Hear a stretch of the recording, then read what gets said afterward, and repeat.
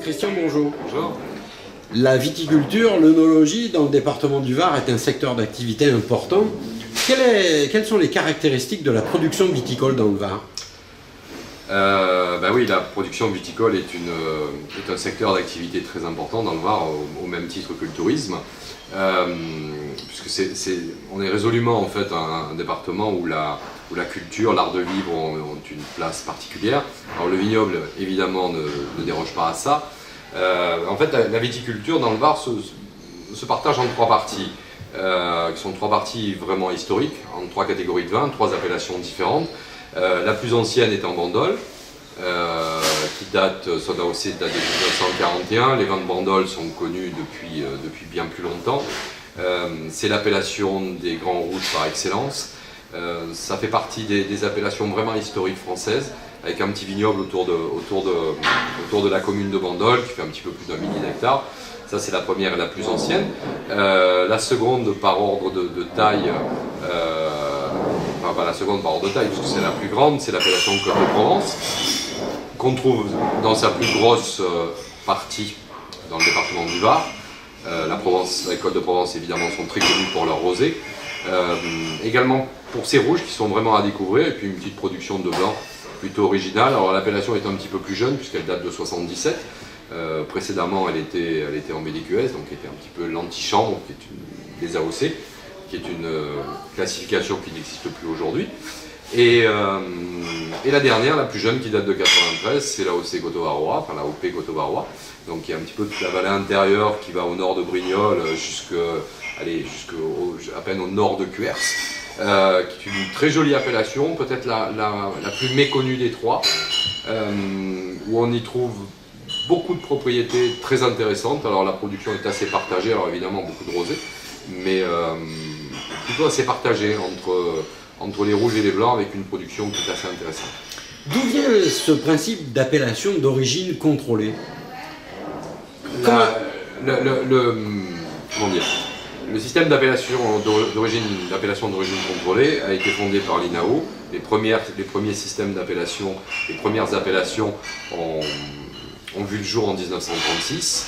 D'ailleurs, dans la région, Cassis a fait partie des 4 premières à avoir l'immense honneur de pouvoir revendiquer ça.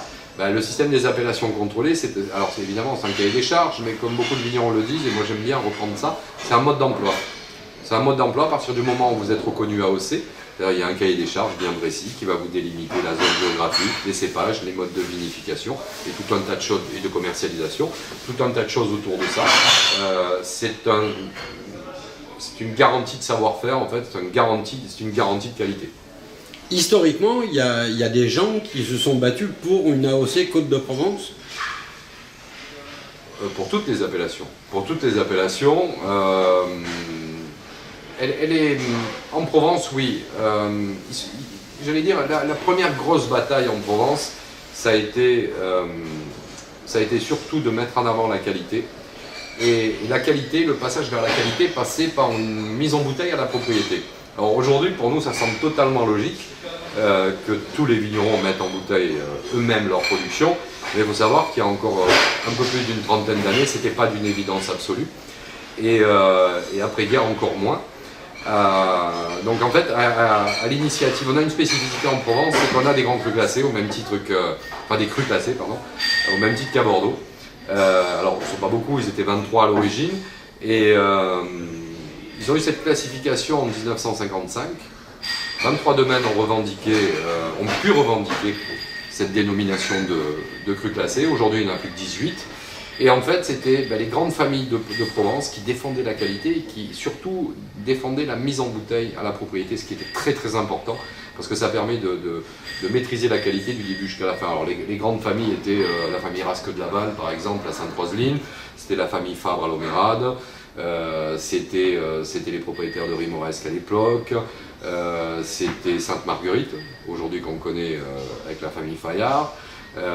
C'était Haute, voilà, c'est ça, j'avais peur de les oublier, qui était établi à la Londe.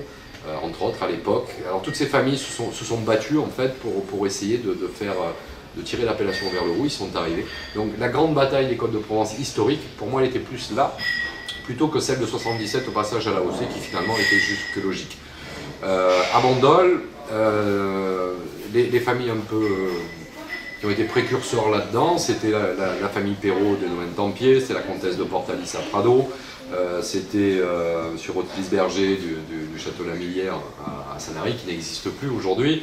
Enfin, voilà, c'était toutes ces familles-là, historiquement, qui ont fait que Bandol est aujourd'hui ce qu'il est, et Bandol est une des appellations les plus reconnues en France, et aussi une des toutes premières. Mais c'est donc leur démarche qui a permis de sortir du quantitatif pour aller sur le qualitatif? Absolument. Oui, pardon de réfléchir par rapport à ça. Oui, ils étaient... aujourd'hui, c'est une évidence de faire de la qualité plutôt que de la quantité.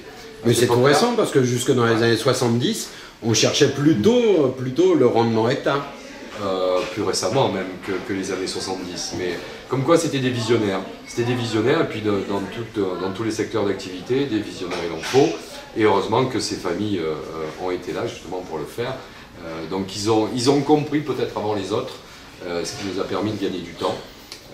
Faut dire aussi qu'à cette époque-là, la production était, on faisait pas autant de rosé que ce qu'on fait aujourd'hui. La Provence, c'était on venait en vacances. Jusqu'à il y a 25 ans, l'appellation Côte de Provence, c'était une appellation exotique. Aujourd'hui, c'est plus le cas, heureusement.